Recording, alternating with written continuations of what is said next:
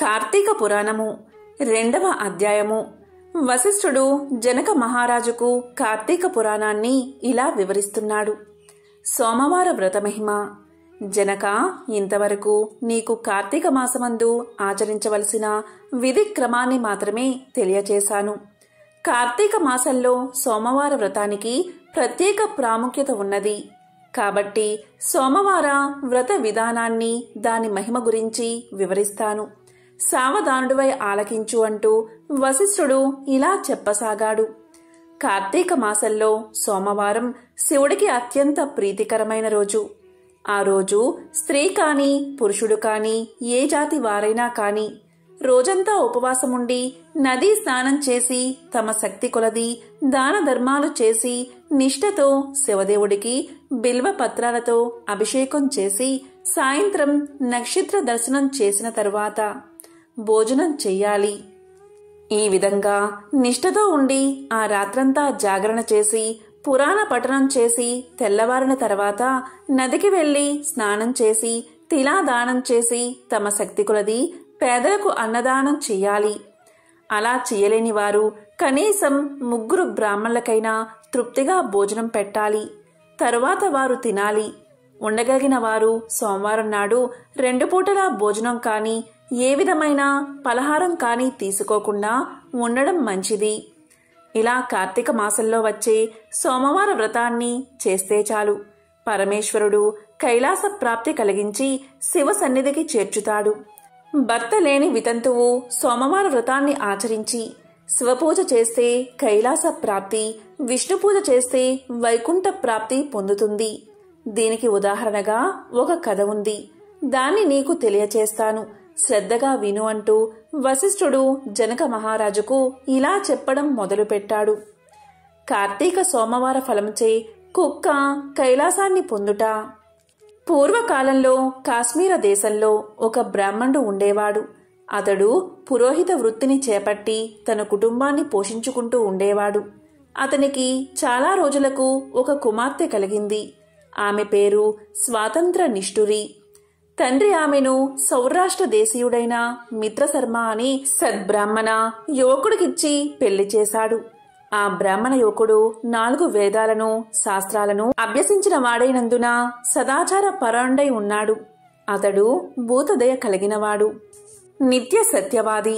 నిరంతరం భగవన్నామ స్మరణ చేస్తూ ఉండడం వల్ల అందరూ అతనిని అపరబ్రహ్మ అని కూడా చెప్పుకుంటూ ఉండేవారు.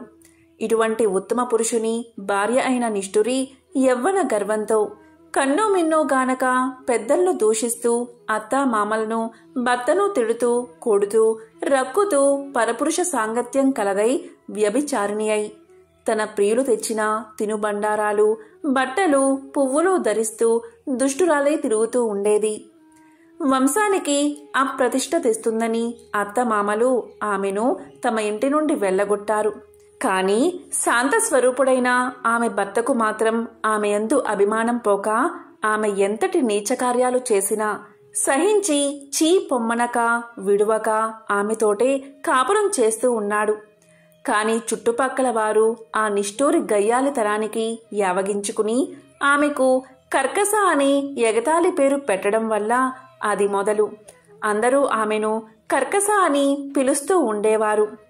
ఇలా కొంతకాలం జరిగిన తర్వాత ఆ కర్కస ఒకనాటి రాత్రి ఏకశయ్యపై తన భర్త గాఢ నిద్రలో ఉన్న సమయం చూసి మెల్లగా లేచి తాళి కట్టిన భర్త అన్న విచక్షణ కాని దయా దాక్షిణ్యాలు కాని లేక ఒక బండ రాతిని తెచ్చి అతని తలపై గట్టిగా కొట్టింది.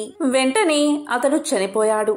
ఆ మృతదేహాన్ని ఎవరి సహాయం అక్కర్లేకుండా అతి రహస్యంగా దొడ్డిదారిన తీసుకుపోయి ఊరి చివర ఉన్న పాడు నూతిలో పడేసి పైన చెత్తా చెదారంతో నింపి ఏమీ తెలియని దానివలే ఇంటికి వచ్చింది.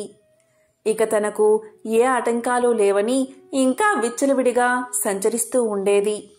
తన సౌందర్యాన్ని చూపి ఎందరినో క్రీగంటనే వశపరుచుకుని వారల వ్రతాన్ని పాడుచేసి నానాజాతి పురుషులతోటి రమిస్తూ వర్ణ సంకర్రాలయ్యింది. అంతేకాదు, ఆడబడుచులను, కన్యలను, భర్తలతో కాపురం చేస్తున్న పడుచులను తన మాటలతో చేరదీసి వారికి కూడా దుర్బుద్ధులు నేర్పి పాడు చేసి విటులకు తార్చి ధనార్జన కూడా చెయ్యసాగింది. జనక మహారాజా, యవ్వనమింకము ఎంతో కాలం ఉండదు కదా, కాలం ఒక్కరీతిగా నడవదు కదా. క్రమక్రమంగా ఆమెలోని యవ్వనం నశించింది. శరీరమందు మేహ వ్రణాలు బయలుదేరాయి. ఆ వ్రణాల నుండి చీము, రక్తము, రసికారడం ప్రారంభమయ్యింది. దానికి తోడు శరీరమంతా కుష్ఠవ్యాధి బయలుదేరి దుర్గంధం వెడలుచున్నది. దినదినము శరీర పటుత్వం కృశించి కురూపి అయి భయంకర రోగాలతో బాధపడుతున్నది. ఆమె యవ్వనంలో ఉండగా ఎన్నో విధాలా తృప్తి కలిగించిన విటులు ఏ ఒక్కరూ ఇప్పుడు ఆమెను కనీసం తొంగైనా చూడ్డం లేదు. ఆ పరిసర ప్రాంతానికి వెళ్తే ఎక్కడా తమను పలకరిస్తుందో అని ఆ వీధి మొహం కూడా చూడకుండా ఉన్నారు.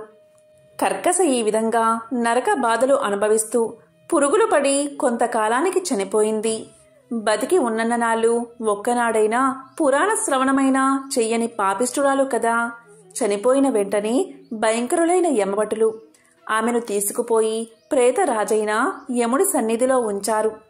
యమధర్మరాజు చిత్రగుప్తుల వారిచే ఆమె పాపపుణ్యాల లెక్కను చూపించి ఇలా పలికారు: భటులారా, ఈమె పాప చరిత్ర అంతా ఇంతా కాదు. వెంటనే ఈమెను తీసుకువెళ్లి ఎర్రగా కాల్చిన ఇనుప స్తంభానికి కట్టేయండి అని ఆజ్ఞాపించాడు యముడు. విటులతో సుఖించినందుకు కాను యమభటులు ఆమెను ఎర్రగా కాల్చిన ఇనుప స్తంభాన్ని కౌగిలించుకోమని చెప్పారు. భర్తను బండరాతితో కొట్టి చంపినందుకు కాను ఇనుప గదలతో కొట్టారు. పతివ్రతలను వ్యభిచారులుగా చేసినందుకు కాను సలసలా కాగే నూనెలో పడేశారు.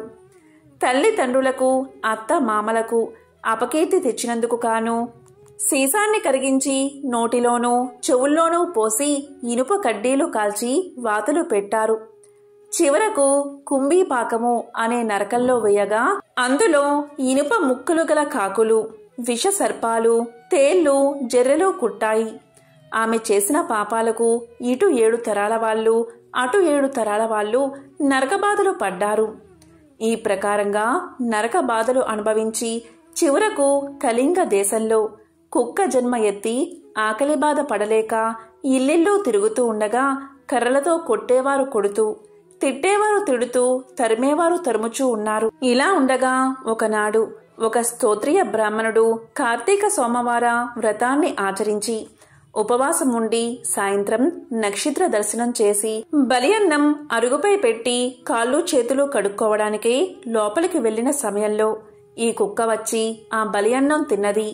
వ్రతనిష్టా గరిష్ఠుడైన ఆ విప్రుని పూజా విధానంచే జరిపించిన బలియన్నం అవడం వల్ల, ఆ రోజు కార్తీక మాస సోమవారం అవడం వల్ల, కుక్క ఆ రోజంతా ఉపవాసంతో ఉండడం వల్ల, శివపూజ పవిత్ర స్థానమైన ఆ ఇంట దొరికిన ప్రసాదాన్ని తినడం వల్ల ఆ శునకానికి జన్మాంతర జ్ఞానం ఉద్భవించింది. వెంటనే ఆ కుక్క ఇలా పలికింది: విప్రకులోత్తమ, నన్ను కాపాడు అని మొరపెట్టుకుంది. ఆ మాటలు బ్రాహ్మణుడు ఆలకించి బయటకు వచ్చి చూడగా కుక్క తప్ప ఎవరూ లేరు. వెంటనే లోపలికి వెళ్ళాడు. మరలా రక్షించుము రక్షించుము అని కేకలు వేసింది కుక్క. మరలా బ్రాహ్మణుడు బయటకు వచ్చి ఎవరు నీవు, నీ వృత్తాంతమేమిటి అని ప్రశ్నించగా కుక్క ఇలా పలికింది: మహానుభావ, ఈ పుట్టుకకు వెనుక 15 జన్మలయందు విప్ర కులాంగను నేను.